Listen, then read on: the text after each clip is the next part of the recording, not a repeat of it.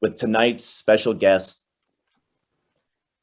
They are animated film directors, movie producers, and the head of Scoper Studio Productions. I want to welcome to the show tonight Diana Firefly and Britt Sellers. Welcome to the show. How are you, ladies? We're doing great. Amazing. Fantastic. Amazing. And so where are you guys calling in from tonight? Where are you guys located? Well, we're in the Midwest. If you've ever kind of looked at the middle of the United States, there's Branson, Missouri. It's like Little Disney. That's our turf. That's where we're at. So, you know, we're just making it happen. Really excited. And future looks really bright. I love it. I love it. I want to dive right in with all of the projects that you guys are doing. So tell me what's new and exciting with you guys. What do you got going on? Well, we got Dagon Troll World Chronicles. Okay. And that's kind of our main thing right now. We're just so excited. We're on fire about it. We've got Tim Curry.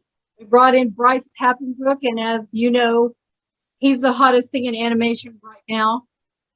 We're just so excited. Our film, for some reason, attracts stars. It attracts excitement. It attracts good luck. We've just had phenomenal success with this thing. Wow. People just want to jump on board. Yeah, can you tell me about Dagon, or is that a top secret, or No. We can give you a little sneak peek. Okay. Britt can jump in and tell us a little bit about it. Okay, so Dagon Troll World Chronicles is a different film than anything you've probably ever seen. The closest you could compare it to would be what is that called? It's Sin City, isn't it? Sin City. I believe it's called Sin City. We've been compared to that a lot, and we recently watched it, and it does look similar to what we're doing, but we've got this old school film noir feel and style to our sci-fi fantasy film that we're making. Mm-hmm. It's dark, it's horror, it's a reflection of my dark side and Diana's dark side. We had a blast creating this, and it really began about 4 years ago when the concepts began to take root and the character designs really solidified into what they are today. And we took this story and it's evolved so much that it's really grown into something amazing. And it's amazing because when we're showing this to movie stars, the first thing they say is, "Oh my God, I love the character. I have to be in this. I want to join the crew. I'll do whatever it takes to make this happen." We've had that response from several different movie stars. The fun thing about Dagon is I'm really thinking it's going to be a cult following because it's quirky, it's weird, it's scary, and it's sexy. It really sizzles. So we added Tim Curry, and that really spiced things up a lot. As you know, he has a huge following. Yeah. And everything he does, he just kind of puts his signature on it. So he just totally changed our film. And it became sexier, scarier, and just more edgy. He's the king, man. He's awesome. He's the king of horror. That is amazing. And you know what I find really interesting is looking at you two ladies, and your energy is so vibrant and so positive. So it's interesting. You're doing a dark side, and you know, which to some people would seem like, well, this doesn't really fit. But yet, you know, can you say anything about that dark side and even the inspiration to go into that side of you when you both seem so positive and just like, you know, have a lot of spiritual aspects to you, lightness and bright? Well, you know, one thing about it is I always liked scary films when I was a little girl. And I just always like gangster films, old noir films. I like the tension. I like the way it's sophisticated and crafted. And I like the slow-moving horror, like Alien, Blade Runner. Our film has a Blade Runner-ish vibe because it's very misty, it's very subtle, and it's smart. It has a little bit of comedic flair also. It's kind of funny. And so we kind of, both of us, we kind of get into Halloween, and my birthday is pretty close to Halloween, and I've always just loved to be scared. I like to be scared, and I like slow scares. I don't want everything very obvious, and I'm a real spiritual person. I believe in ghosts, and we could talk about that for a while because I've had some experiences with ghosts. All right. But I had a near-death experience, and since we've been doing films, we were in movie mode, and when I had my near-death experience, I actually met Charlie Chaplin.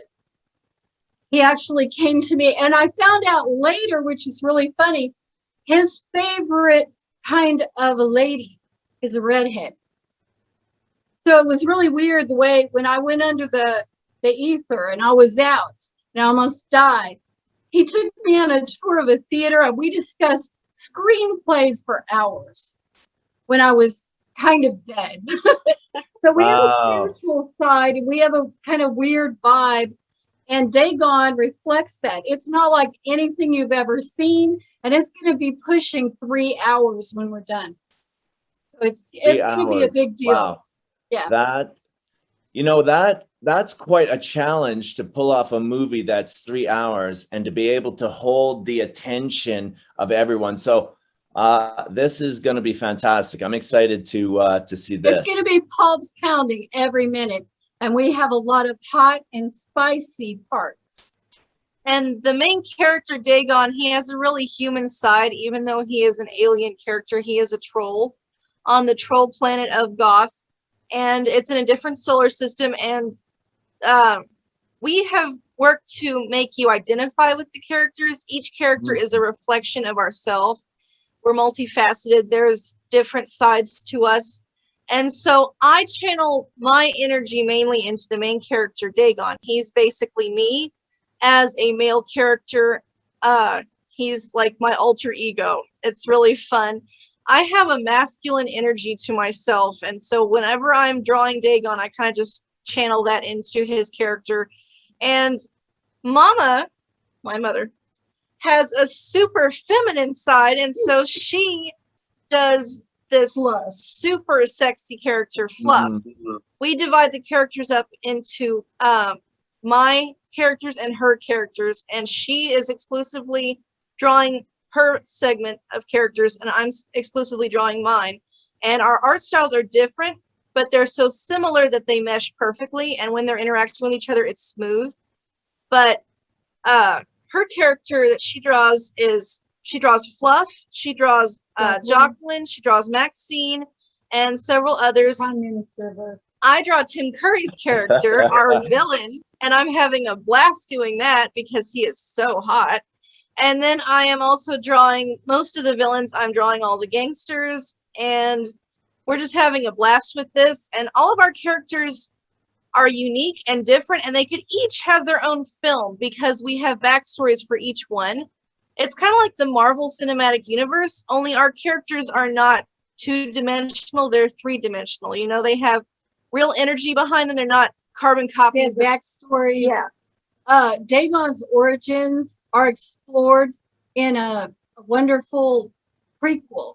So that's going to be our next thing we're doing. We have a sequel and a prequel to Dagon. Wow. You get to really flesh out these characters and see that they're not paper cutouts. They're real. They're like family to us now. And we feel like Dagon's part of the family, and we feel like Jocelyn's part of the family. We feel like our actors are part of our family. We're so hands-on with this film that we're involved in literally every aspect of it, even things that doesn't seem like it should matter. Like just having a character in the very far distant background walking past, that was our personal decision to have him there or her there. Having a flash of light. We agonize over every detail, and we think that it's something really amazing that we've created. Everything you're not supposed to do about getting too detailed and too close to your film, forget it. I mean, and it has really touched people. It's touched people's hearts. It's touched actors so that they really want to get involved. And people basically approach us. And I've had so many filmmakers tell me, how did you get these people in your film? How did you find them? How did you approach them? And I said, they approached me. So this is very interesting. So you said that this is really touching the hearts of people and actors. They want to get involved. Yes. What are they saying? What is it that's really attracting them? Is it because it's allowing us to see sides of ourselves that perhaps it's like, tell me, what is it? Where's that magic coming from? That it's just people are coming to you and you're breaking all the rules. One thing that I've been told over and over is I love chocolate. He is the weirdest, freakiest character. And maybe because he's a nerd, he really kind of, touches the note with people because he's not really macho and he's not perfect. He has a lot of flaws. He has insecurities.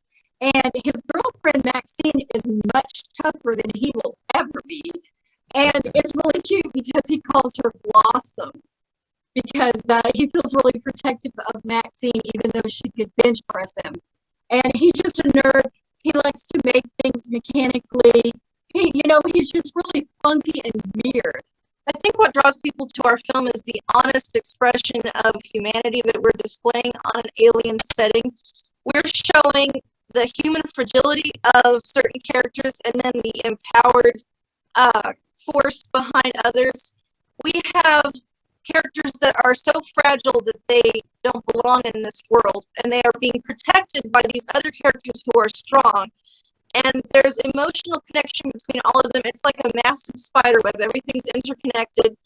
And we're showing a level of emotion that isn't really found in today's media because we're being very honest with everything. Everything is a reflection of ourselves, unadulterated. We just pour ourselves into this.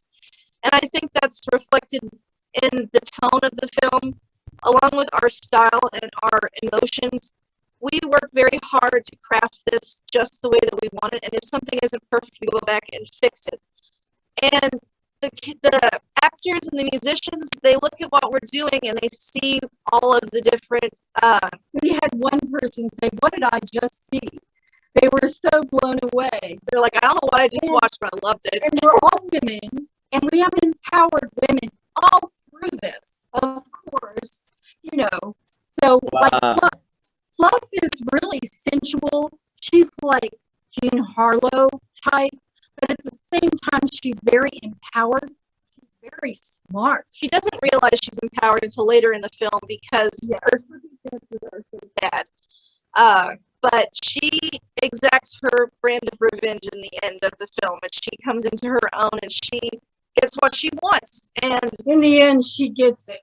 And it's funny because Maxine is one of the most powerful characters in our film, and she is a female troll who is not your typical body type. She is, kind of heavy set. She's very muscular, and she kicks ass in our film, and you can't really find a character like that anywhere. She is sexy in her own way. She doesn't think about being sexy, but she is. And she's tough. And she's one of the reasons why the characters get as far as they do in the film alive, because she handles several situations very well. But she's got a good heart. So I love this. And now, how long has this been in the works? How long have you been working on it? And when's the big launch? We'll probably have this finished by Halloween of next year. Okay. Only because we're going back and we're revising some of the earlier scenes because we've gotten more funding. And we added more scenes because it was just so much fun to explore these characters that we had made very small characters, but they somehow took over the whole film and did what they wanted. And so it kind of changed quite a few things because like in the original screenplay, Maxine didn't do the same things that she actually ends up doing. There's a twist to this film. And we've Wow. been working on this for about 4 years. The screenplay was finished 2 years ago, and casting was finished for the most part 2 years ago.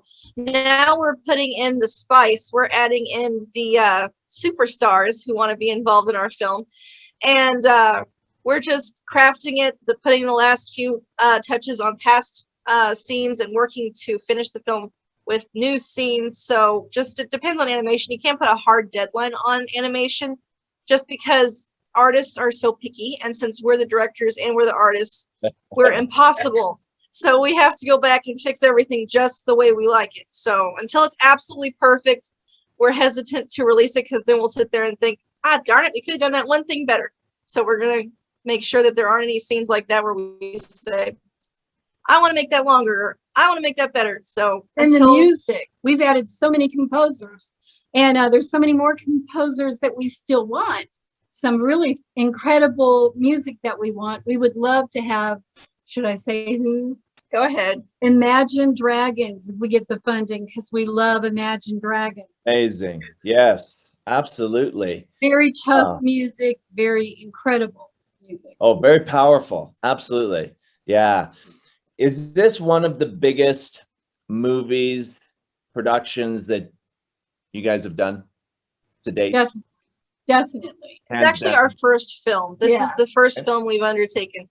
We have written books, which we are preparing to send out for publishing, and we have got comic books that have certain editions finished, but we're still working to We finish. have an audio book that's wonderful, and we've got an all-star cast in that.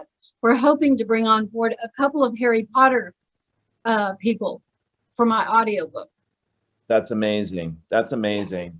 I want to take a little turn just for a second, and I want to talk about your production team, your company.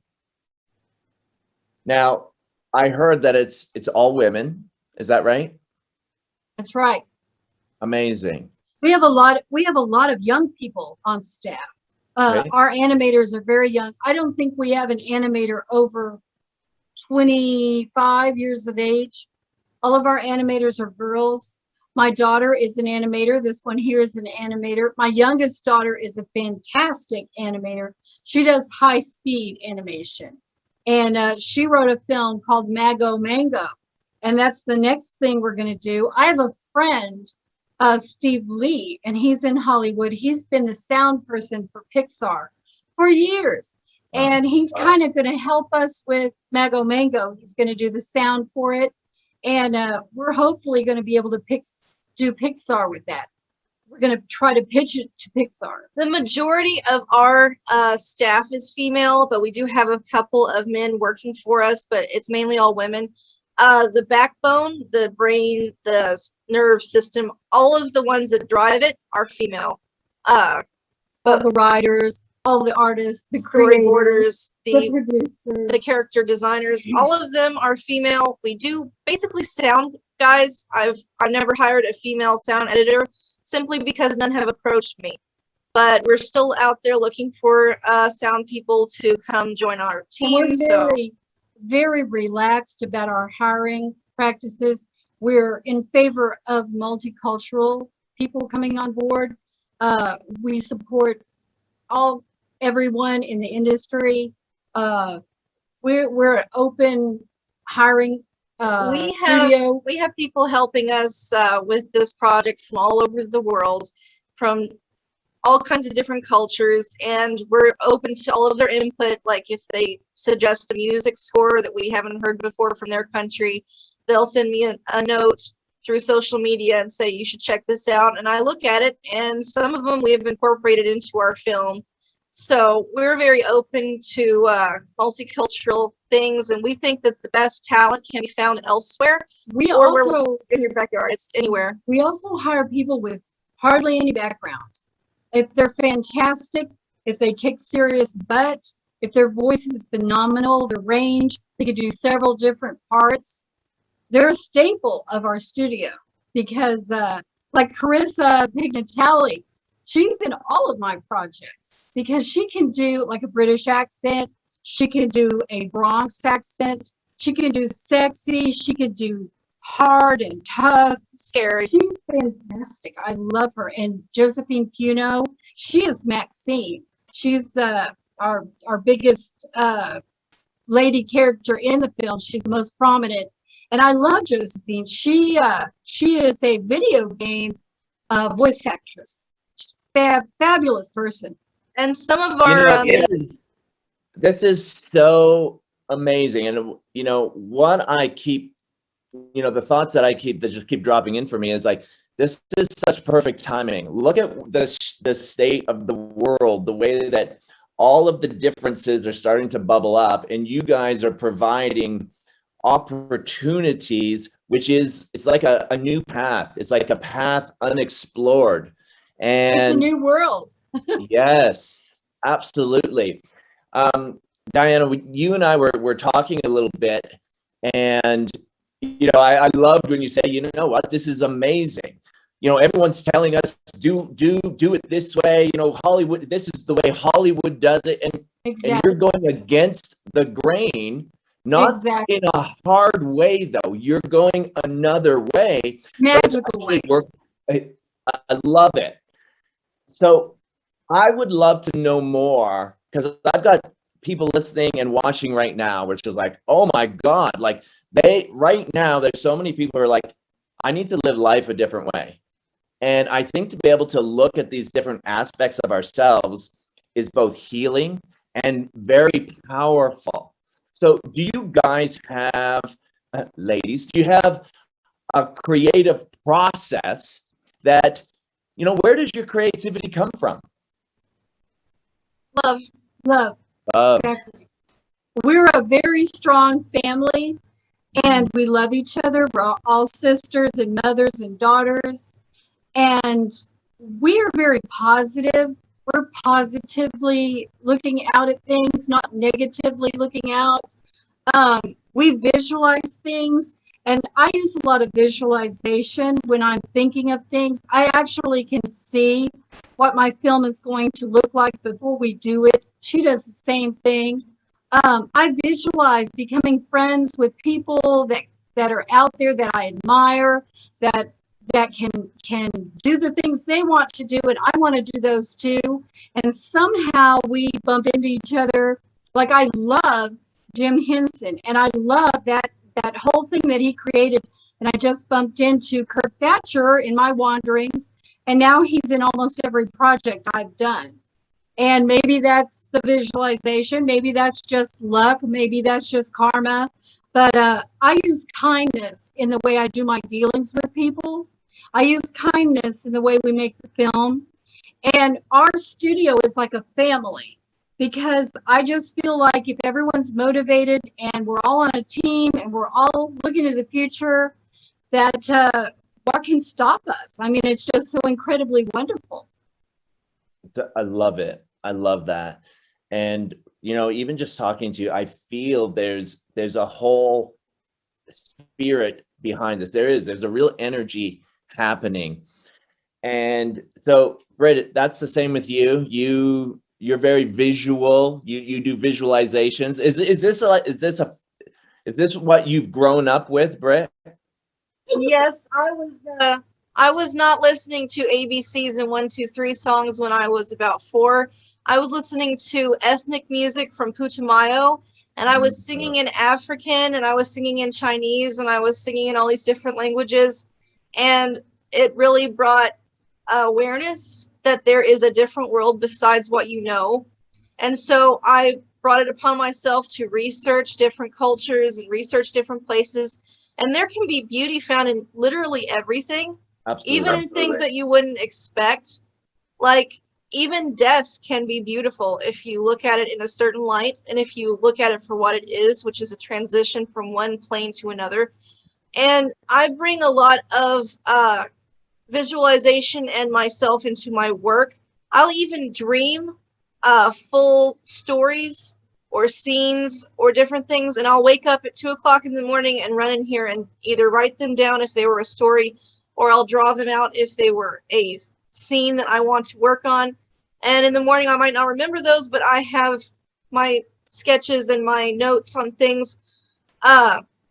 we just don't do things in a normal, way. We're We're completely not different. normal. We're like a unicorn in the industry. We're something rare. We're something different. We're all female. And I like to bring that feminine element into most scenes of Dagon. You know how in like every sci-fi movie, all of the robots or all of the aliens are obviously male when they're like a warrior type character. Like if they're a bunch of generic armies or anything like that, if there's guards, most of the time those will be female in our film because male representation is oversaturated. When you think of a soldier, you're usually going to think of a man. We're trying to kind of, I don't even realize I'm doing it, but most of the time I look back at a scene and think, I drew all girls. All the robots are female. And it's fun because it's just myself leaking into the pages of whatever it is I'm working on. Either it's a story or drawing. It's a lot of fun to be involved with the animation as well as the direction of a film because you really have a lot of control there. It's fun. And she's pretty tough. She's a tough girl. Oh, I believe it. I believe it. You know what you're talking about, because I can sense that masculine energy in you as well, right? Which is like, no, something's coming through. I'm going to get it done. I'm going to write this out. So I can sense that. But what you're talking about as far as female warriors and, soldiers, that there is that toughness. But what's amazing is even as a male, I still have feminine energy in me. I still have the opposite side of masculine. And so absolutely, that's where I can relate to that. It's like, oh my gosh, this is a part of me. And, I think what you're doing is just, it's shattering a lot of the way things have been done, like you said, and it's bringing a new way, not in a way where it's like, wow, we're good. This is the way. And now, but no, it's giving a comparison. And I think that is so needed because through that comparison, there's so much clarity. And what I hear you saying, Britt, is, there's, as you're drawing and sketching, it's coming through you. It's almost like you've got your plan, but there's this bigger plan happening. Would you agree? Yeah, that's pretty much exactly it. Our film has sort of gotten its own momentum. It started out where we were creating it, and now it is like a continent. It is creating itself, basically, wherever it's going. And it's becoming what it was always meant to be. And the magnitude of it is so hard to compare with what we started with that, it's shocking because you look at it now and you say, how did this happen? And the characters are so complicated and yet simple. They're very simple, but they have real emotions and they do what they want to do once they get started. And you just kind of move them along. It's almost like you're recording a documentary or you're a conscientious observer of what's going on and you're just kind of recording it. It's a lot of fun. It's kind of come alive in the last 2 years. It's become what it was meant to be. And we're excited to see where it will end up. Wow. So any big plans? Move to Hollywood, all that? Or are you good where you are? We would love to move to LA. All our friends are in LA. Like I said, Steve Lee has the Hollywood Sound Museum. He's going to do a special on us the end of this month. Kirk Thatcher lives over there. I mean, a lot of people we love. Tim Curry lives pretty close. I mean, all our friends are there. So it would be a great idea to do that. Just depends. Right now, we're so close to finishing this film. I kind of hate to uproot ourselves till it's over, till the dust clears. And honestly, we can flourish anywhere we're at. As long as I have a Wi-Fi signal and some black paint and paper, I'm happy. We're global. I love it. Completely global. Online. Wow. That's incredible. So we're looking, that is coming out next Halloween, about a year's time. That's so exciting. And you said that there's already a prequel and a sequel to it. Yes. And we've got people already saying, where do I buy this? How can I pre-order? And it's really strange how this happened, because we have so many of Tim's followers, and Bryce, of course, Bryce Pappenbrook. He's in Demon Slayer. He's the most popular animated film actor right now in the world. He was one of our most enthusiastic actors. When I reached out to him and told him about our project and asked him if he'd want to be involved, his response was, "Hell yeah, this looks freaking awesome." I've got it in an email somewhere, but when he sent in his lines, he was doing multiple takes that weren't necessary. He'd like do the same line 6 or 7 times because he was having so much fun with it, and he wanted to get the character just right. And so we're just having so much fun putting all of this together. Tim was that way. He changed everything. He added little funny lines that we didn't write, and like the last part of his master reel was just for us. He just put funny, cute, amazing things in there just out of his own imagination. And we've incorporated those into our film because we loved him. That's like in one of the scenes with his character Necrofer, his character has just killed another character and done his evil speech. And at the end of it, Tim Curry read the lines and he said, "Ooh, yummy."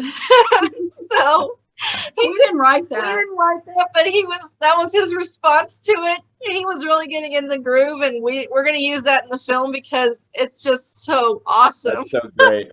That's so great. He was top of his game when he did that master reel. He was awesome. Every once in a while, if we're feeling kind of down over something like a scene just not working right, we put on the master reel and just listen to Tim Curry having fun, and we just it reinvigorates us, so it's fun. Exactly. It's amazing to hear lines I wrote in the mouths of these amazing legendary actors. You're like, oh my God, I wrote that. And you have to like pinch yourself. That's amazing. It's so much fun. It's just amazing fun. I mean, it shouldn't be this much fun, but it is. Well, you ladies and your company is doing such incredible things. The energy and the spirit behind it is incredible. But before I let you go, I can't help, when you say that you had a near-death experience, how can I not ask at least a couple questions around that? So, Diana, when did that happen, and what was that like? It was about 2 years ago. Yeah, I had an appendix problem.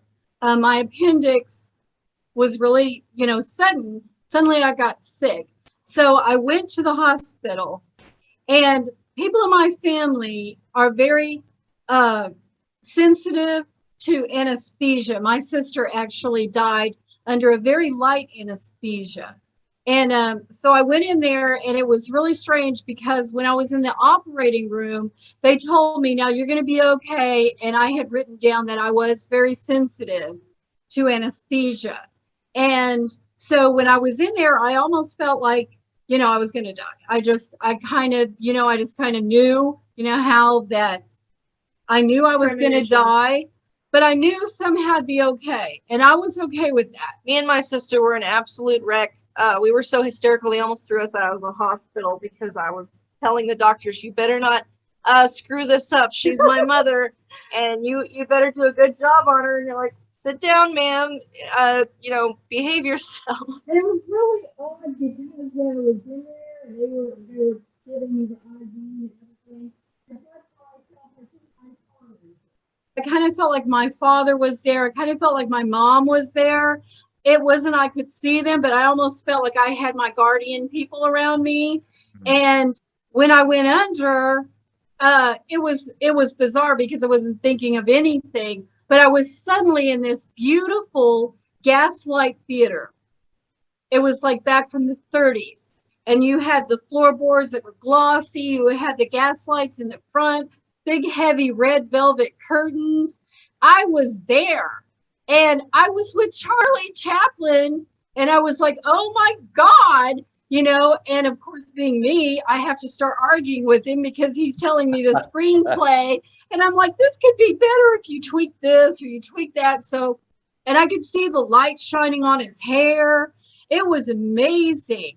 And after this experience in the hospital with meeting him, I actually bought his autobiography and I bought a bunch of his stuff, and I just really researched it, and it said he liked red-haired ladies. And I thought that must have been it, because my mom is a redhead, and maybe somehow in heaven she kind of, or the afterlife or whatever, maybe she met him and said, my little girl is down there and she's in trouble. And maybe he came and kept me safe somehow. And now I kind of feel like he's my guardian angel. Wow. And so did that affect anything with the, Oh God, yeah. yeah, the production oh God, yeah. Yeah, because we actually had drawn a couple of little pictures of Charlie and stuck it in there. Of course, we took it out because we thought, oh my God. But we had actually put it in there. And like Charlie, he started his own film company. Yes. And he just went out and did things that were totally original and genius, stuff that no one had ever done before. And that's what we're doing. We kind of added an element of comedy to the film, which wasn't there before because of this, because we started researching Charlie Chaplin and watching his films. And we went back and we watched the orchestration of all of the crazy things he would do in his early black and white films. Yes. With Jocelyn. Yeah. We kind of made Jocelyn have elements of Charlie, because our character Jocelyn, he is slim and he is wiry and he is constantly in situations where he is being chased by, you know, gangsters and trolls and monsters. And they weren't funny originally. Our scenes, we were going to make them serious. But then when we were watching Charlie Chaplin, we decided, oh, what the hell, we're going to go on ahead and bring in an element of Charlie Chaplin, you know, the whole skidding around corners and slinking underneath things, scurrying around and running and slipping and falling. It's just, it's going to be great. But yeah, Charlie Chaplin really influenced some of the comedy sides of our film, circumstantialized, because he didn't really work with words until later. We prefer his earlier works, his original films that were so amazing. He was a genius. And we're thankful that he kept my mom company in her afterlife situation. So, yeah, we are really... I feel like I gained a friend or a guardian spirit somehow. And since I'm in the movie business, you know, it was perfect. Oh my gosh, it is so perfect. You know, that's just the perfect, you know, outline as far as putting in the darkness, which is just the other side, having a near-death experience, and it being humorous, you know, and yes, like how perfect, how perfect. And our film is black and white, so you know he probably likes it. I'm positive. Wow. Well, this has been an absolute pleasure. And for everyone listening and watching, where can we, you know, see more of what's coming? Stay tuned in to all of the, you know, promos and everything. Where can we find out more and get more information? Okay, so if you Google Dagon Troll World Chronicles, literally anywhere on YouTube, Facebook, IMDb, Twitter, just Google itself, you will find us. And Scoffer Studios on Facebook and YouTube, and you can see our trailers. IMDb. You can see our posts. You can see the updates if we add any new characters and any new. And we're on artwork. Bryce Pappenbrook's IMDb. We're also on Tim Curry's. We're on the Wikipedias of most of our stars. We are on podcasts and newscasts and things everywhere. Just Google Dagon Troll World Chronicles. It's the easiest, fastest way of finding us. Amazing. Diana and Britt, absolute pleasure. I'm so looking forward, and such an amazing story, an amazing company. And wow, this is just perfect timing to launch this into the world. So congratulations. I think it was meant to be. It sure sounds like it, and I can feel it. So great. This is fantastic. Thanks for having us. Yeah, we had fun. Very welcome. Absolute blast. Thank you so much. Thank you.